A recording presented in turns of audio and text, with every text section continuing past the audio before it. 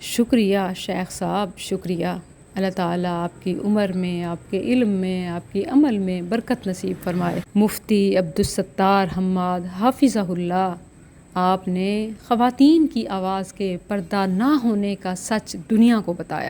شکریہ آپ کا کہ آپ نے ٹی وی پروگرام میں عورت کے اس شرعی حق کو تسلیم کیا، اور نہ صرف تسلیم بلکہ قابل تحسین گردانا کہ وہ سوشل میڈیا پر دین کا کام بھی کر سکتی ہے اور ٹی وی پروگرامز میں شرکت بھی کر سکتی ہے۔ کیا خوب آپ کے الفاظ ہیں، میں جتنی تعریف کروں کم ہے، کیونکہ آج آپ نے میرے دل سے وہ بوجھ اٹھایا جو ایون کہ میرے میڈیا پر جرنی کی بگننگ میں ہی مجھ پر اپنے ہی لوگوں نے اپنے قلم سے اور اپنی زبان سے بڑا دکھ پہنچایا کہ اگر میں اپنے جینے کے لیے ایک راستہ ڈھونڈنا چاہتی ہوں، اپنے گھر اور بچوں کے ساتھ میڈیا پلیٹ فارم استعمال کرتے ہوئے دین کی بات کرنا چاہتی ہوں، کیا یہ میرے لیے غلط ہے؟